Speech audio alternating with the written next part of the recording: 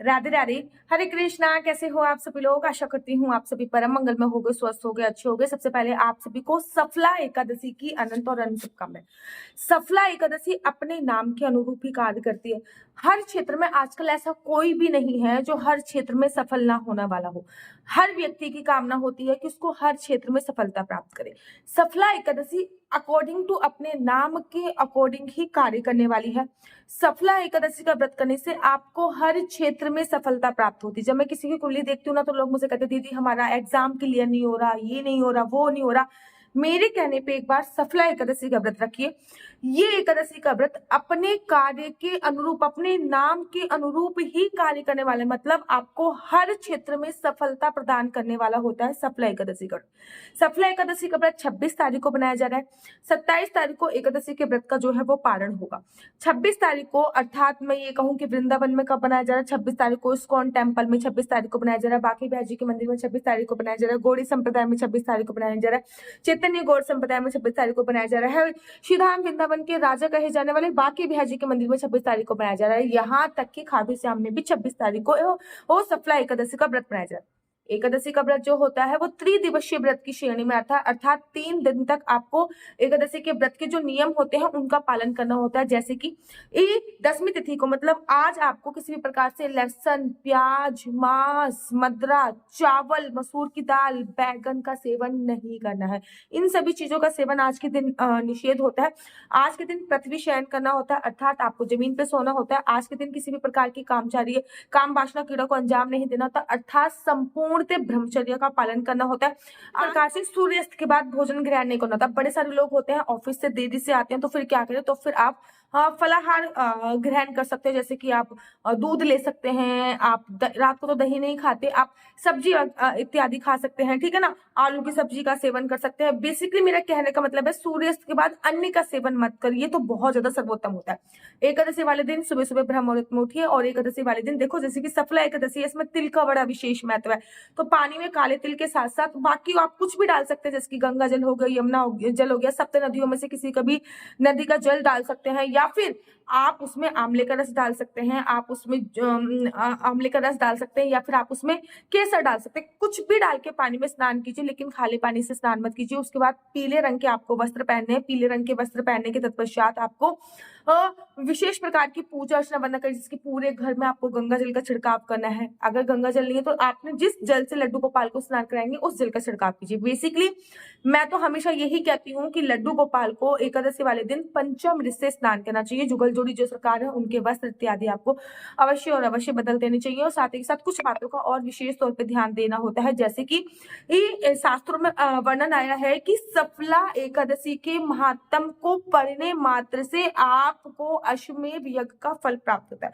तो अगर आपको अश्वमेध यज्ञ का फल प्राप्त चाहिए तो आपको सफला एकादशी का जो महात्म है वो अवश्य और अवश्य पढ़ना होता है। सबसे पहले आप संकल्प लीजिए। संकल्प के लिए आप तिल का उपयोग कर सकते हैं, 1 या 2 का सिक्का उपयोग कर सकते हैं। वैसे तो जो संकल्प लिया जाता है वो चावल से लिया जाता है, लेकिन एकादशी में चावल जो होता है वो निषेध होता है। इसलिए जब आप संकल्प ले रहे हो तो संकल्प में आप 1 या 2 का सिक्का लीजिए, ठीक है ना। थोड़ी सी 1 सुपारी ले लीजिए, 2 लौंग ले लीजिए, इलायची ले लीजिए, थोड़ा काले तिल ले लीजिए, और उसके बाद श्री विष्णु श्री विष्णु श्री विष्णु, मेरा नाम आशु चौहान है, मेरा गोत्र केमलक्ष है, मेरा निवास स्थान वृंदावन है, मैं पूरी विधि विधान से सफला एकादशी का व्रत करूंगी। ये व्रत मैं फलाहार करके करूंगी। अब जो भी सामग्री है वो भगवान श्री हरि विष्णु के चरणों में चढ़ा दीजिए, या फिर पौष का महीना चल रहा है जिसको खर मास बोलते हैं, इसमें सूर्य देवता को जल देने की बहुत बड़ी शास्त्रों में महिमा की गई।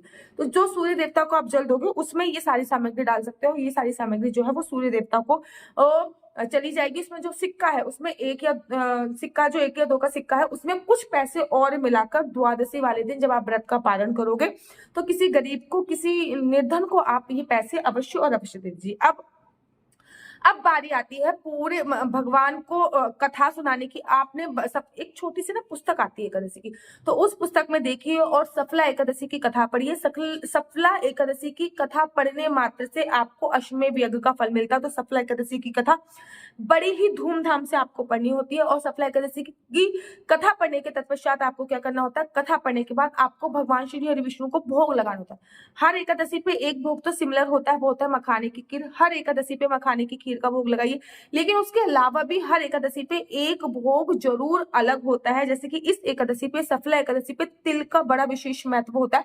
तो क्योंकि सर्दी का मौसम चल रहा है, सर्दी अपनी पीक पर है, तो इस समय आप भगवान श्री हरि विष्णु को तिल की पट्टी का भोग लगा सकते हैं, तिल के लड्डू का भोग लगा सकते हैं। खाने वाले तिलों में हमेशा सफेद रंग के तिलों का उपयोग होता है, और नहाने वाले में, या फिर नहाने वाले जो तिल होते हैं या फिर हवन करने वाले जो तिल होते हैं उसमें काले तिल का उपयोग होता है। तो भगवान को सफेद तिल से बनी कोई भी लड्डू हो गया, सफेद तिल और गुड़ का भोग अवश्य और अवश्य लगाइए। तो इस दिन का जो प्रिय भोग है वो है सफेद तिल और गुड़ का भोग। इस दिन भगवान श्री हरि विष्णु को आपको सफेद तिल का भोग अवश्य और अवश्य लगाना है, और उसके तत्पश्चात आपको कथा पढ़नी, ठीक है ना। कथा तो पहले पढ़नी, उसके बाद आरती करनी। आरती के बाद सीधा आप तुलसी माता पे पहुंच जाइए, आसन बिछाइए। आसन बिछाने का तुलसी माता पे एक दीप प्रज्वलित कीजिए। मेक श्योर कि तुलसी माता पर जो उस दिन दीप प्रज्वलित कर रहे हैं वो भी आप तिल के तेल का दीप प्रज्वलित करेंगे ना, तो बहुत ज्यादा सर्वोत्तम होगा।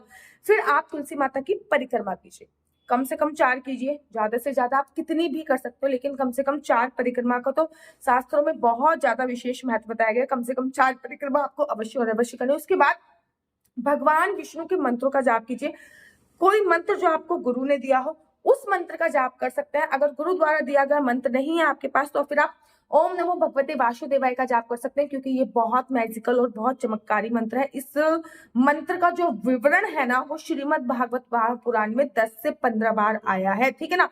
कयादु को प्रहलाद जैसे पुत्र की प्राप्ति इस मंत्र के प्रताप से हुई थी। नारद मुनि दासी पुत्र थे और वो भगवान ब्रह्मा जी के पुत्र बन के प्रकट हुए इसी मंत्र के प्रताप से।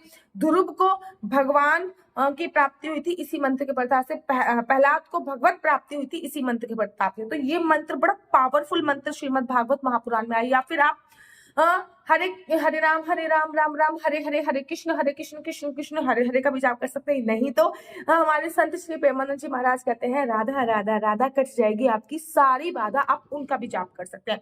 कम से कम 16 माला का जाप कीजिए, ज्यादा से ज्यादा आप कितनी भी कर सकते हैं, लेकिन कम से कम 16 माला का जाप तो आपको इस दिन करना ही करना होता है। ये सबसे कम है, ठीक है ना। नहीं तो ज्यादा से ज्यादा आप कितनी भी कर सकते हैं। उसके बाद आपके घर के नित्य नियम के जो भी कार्य है वो अवश्य कीजिए, लेकिन विष्णु सहस्त्रनाम जरूर चला लीजिए, या फिर आदित्य हृदय स्रोत भी चला सकते हैं, क्योंकि पोष या फिर खर मास जिसको कहते हैं उसका महीना चल रहा है। इसमें सूर्य भगवान की पूजा अर्चना वंदना का विशेष महत्व है। अगर आप अभी भी सूर्य देवता को जल नहीं देते हैं तो खर मास में एटलीस्ट कुछ दिन बाकी है, सूर्य देवता को जल आप अवश्य और अवश्य दीजिए।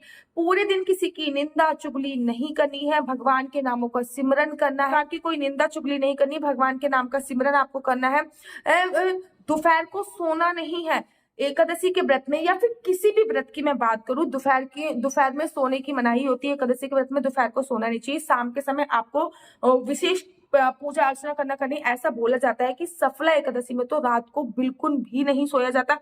एटलीस्ट 12-1 बजे तक जगिए और भगवान के नाम का जितना उच्चारण हो सकता है करिए। नहीं तो आप यूट्यूब पे गाने चला के, भजन चलाकर, गाने नहीं उनको मैं भजन नहीं बोलूंगी, भजन चला के भगवान के नाम का सिमरन खुद भी कर सकते हैं, ठीक है। नहीं तो फिर आप मंजीरा ले लीजिए, हरे कृष्णा कृष्णा कृष्णा हरे हरे, हरे राम राम राम हरे हरे का जाप करते रहिए। एक तिल के जोत की जो ज्योति है वो अवश्य जला दीजिए, अवश्य और अवश्य जलाइए, क्योंकि अगर आप सो जाए तो आपके एब्सेंट में कोई ना कोई एक साक्षी जरूर होनी चाहिए। घर के मुख्य द्वार पे 2 दीपक जलाइए, तुलसी माता पे 1 दीपक जलाइए, ठीक है ना। सफला एकादशी है इसलिए 1 दीपक अपने पितरों के नाम का काले तिल डाल के जरूर और जरूर जलाइए। अगले दिन द्वादशी पे समय अनुसार व्रत का पारण करना होता है। 7:30 बजे से लेकर 9:30 बजे तक का टाइम है। इस बार मोटा 2 घंटे का हमको समय मिला है व्रत के पारण का। तो व्रत का पारण कैसे करना है, किस विधि से करना है, ये मैंने आपको मोटा टाइमिंग बताई है। तो जो समय है ना वो 7:12 से लेकर 7:17 से लेकर 9:15 तक है। मतलब ये मैंने आपको मोटा टाइम बताया, इतना ही है, इसलिए मैं कहती 7:30 बजे से लेकर 9:30 बजे तक एनी हाउ व्रत का पारण करना चाहिए। व्रत पारण कैसे करना है, किस विधि से करना है, इस व्रत में पारण के बाद क्या चीज आपको दान देनी है, ये आपकी दूसरी वीडियो में बताऊंगी मैं। मेरा नंबर है 4/9-20-25-65। आप कुंडली दिखाने के लिए इस नंबर पर संपर्क कर सकते हैं। आपका बच्चा जॉब करेगा या बिजनेस करेगा तो किस क्षेत्र में बिजनेस करेगा, जॉब करेगा तो किस फील्ड में जॉब करेगा, आपको अपने बच्चों को किस चीज की की पढ़ाई करवानी चाहिए ताकि वो सफलता प्राप्त कर सके, ठीक है ना। कौन सा करियर आपके बच्चों को डिसाइड करना है, इस बारे में आप कुंडली दिखवा सकते हैं। आपकी शादी का योग कब बन रहा है, संतान प्राप्ति का योग कब बन रहा है, आपके हस्बैंड के आपस में नहीं बन रही है तो क्या रीजन है आपके और आपके हस्बैंड के आपस में बने, इसके लिए आप क्या कर सकते हो, ये सभी जानकारी आप मेरे से कुंडली के माध्यम से प्राप्त कर सकते हो। याद रखिए, कुंडली देखना बिल्कुल भी फ्री नहीं है, इसके थोड़े से चार्जेस हैं। इस नंबर पे मुझसे किसी भी प्रकार से कोई क्वेश्चन आंसर पूछने के लिए फोन मत कीजिए। ये नंबर किसी भी प्रकार से कोई क्वेश्चन आंसर पूछने के लिए नहीं है, ये नंबर केवल और केवल कुंडली दिखाने के लिए। अगर आपको मेरी वीडियो अच्छी लगती है तो आप अपना यूट्यूब चैनल हरि बोल को लाइक शेयर सब्सक्राइब करना बिल्कुल भी मत भूलिए। तब तक के लिए मुझे दीजिए इजाजत। राधे राधे, हरे कृष्णा। आप सभी को सफला एकादशी की अनंत और अनंत शुभकामनाएं। राधे राधे, हरे कृष्ण।